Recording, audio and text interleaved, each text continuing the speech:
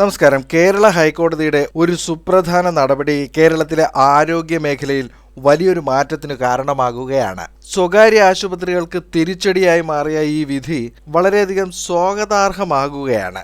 7 വർഷത്തെ നിയമ പോരാട്ടത്തിന് ഇതോടെ അവസാനമാകുകയാണ്. അതായത് ചികിത്സാ നിരക്കും പാക്കേജ് നിരക്കും മലയാളത്തിലും ഇംഗ്ലീഷിലും എല്ലാവർക്കും കാണാനാവുന്ന വിധത്തിൽ ആശുപത്രികളിൽ ഉൾപ്പെടെ പ്രദർശിപ്പിക്കണം എന്നതടക്കമുള്ള കേരള ക്ലിനിക്കൽ എസ്റ്റാബ്ലിഷ്മെന്റ് നിയമവും ചട്ടങ്ങളും ഹൈക്കോടതി ശരിവച്ചിരിക്കുകയാണ്. ഈ നിയമവും ചട്ടങ്ങളും നിലവിൽ വന്നപ്പോൾ ഇതിനെതിരായി ഹർജികൾ കോടതിയിലെത്തിയിരുന്നു. ഇതിലെ ചില വ്യവസ്ഥകൾ ചോദ്യം ചെയ്ത് Kerala private hospitals association, IMA സംസ്ഥാന ഘടകം, മെഡിക്കൽ ലബോറട്ടറി ഓണേഴ്സ് അസോസിയേഷൻ എന്നിവർ നൽകിയ ഹർജികളാണ് കോടതി തള്ളിയത്. എന്നാൽ പ്രായോഗിക ബുദ്ധിമുട്ടുകൾ സർക്കാരിനെ അറിയിക്കുവാനുള്ള സ്വാതന്ത്ര്യം ഹർജിക്കാർക്ക് ഉണ്ടായിരിക്കുമെന്നും കോടതി വ്യക്തമാക്കിയിട്ടുണ്ട്. സർക്കാരിന്റെ വാദത്തിൽ പൊതുജനാരോഗ്യം സംരക്ഷിക്കാൻ നിശ്ചിത നിലവാരം ഓരോ സേവനത്തിനും ഉറപ്പാക്കുന്ന തരത്തിലാണ് നിയമമുണ്ടാക്കിയത്.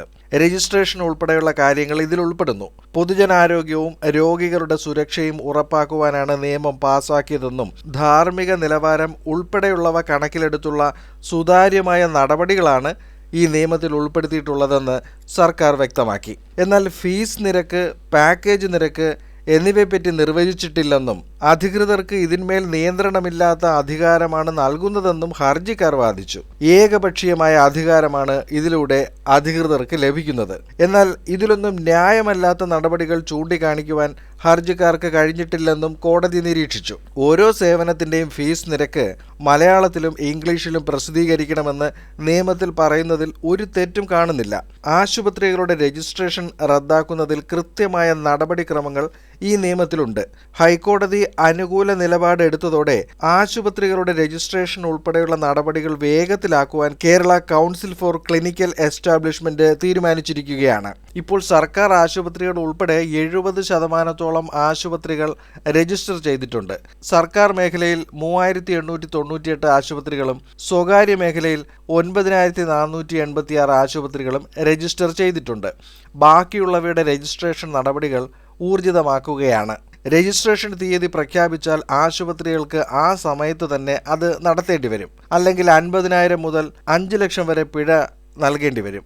ഓരോ ആശുപത്രിയും തങ്ങൾക്ക് ഉള്ള സൗകര്യങ്ങൾ കൗൺസിലിനെ അറിയിക്കണം. ഇത് കൗൺസിൽ ടീം നേരിൽ പരിശോധിക്കും. Doctor, nurse, pharmacist, lab technician എന്നിങ്ങനെ 10ഓളം പേരടങ്ങിയ ടീമാണ് ഈ പരിശോധന നടത്തുന്നത്. ഇവരുടെ റിപ്പോർട്ടിനെ അടിസ്ഥാനമാക്കി രജിസ്ട്രേഷൻ നടക്കും.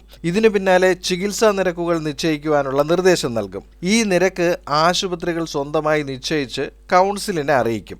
ഇതോടെ ഈ നിരക്കുകൾ കൗൺസിലിന്റെ വെബ്സൈറ്റിൽ പ്രസിദ്ധീകരിക്കും. ഇത്രയും ആകുന്നതോടെ ചികിത്സ തേടി സ്വകാര്യ ആശുപത്രികളെ സമീപിക്കുന്നവർക്ക് ഈ നിരക്കുകൾ പരിശോധിച്ച് വിലയിരുത്തി ആശുപത്രികളെ തിരഞ്ഞെടുക്കുവാനുള്ള സുവർണ അവസരമാണ് ലഭിക്കുന്നത്. Modern medicine, dental, Ayurveda, Unani, Siddha, homeo, naturopathy, yoga ചികിത്സാ വിഭാഗങ്ങളും ലാബുകളും അനുബന്ധ സ്ഥാപനങ്ങളും കൗൺസിലിൽ രജിസ്റ്റർ ചെയ്യണമെന്നാണ് നിയമം. പൊതുജനാരോഗ്യ മേഖലയിൽ സ്വകാര്യ താൽപ്പര്യങ്ങൾ പൊതു താൽപ്പര്യത്തിന് വിരുദ്ധമാകുമ്പോൾ വിശാലമായ പൊതു താൽപ്പര്യമാണ് പരിഗണിക്കേണ്ടതെന്നാണ് സർക്കാർ കോടതിയിൽ വാദിച്ചത്. 2018 KCE ആക്ട് വഴി സ്വകാര്യ ആരോഗ്യ മേഖലയിൽ നിയന്ത്രണങ്ങൾ കൊണ്ടുവരുവാൻ സർക്കാർ ശ്രമിച്ച കാലം മുതൽ സ്വകാര്യ ക്ലിനിക്കൽ സ്ഥാപനങ്ങൾ സർക്കാരിനെതിരെ പോരാട്ടം നടത്തി വരികയായിരുന്നു.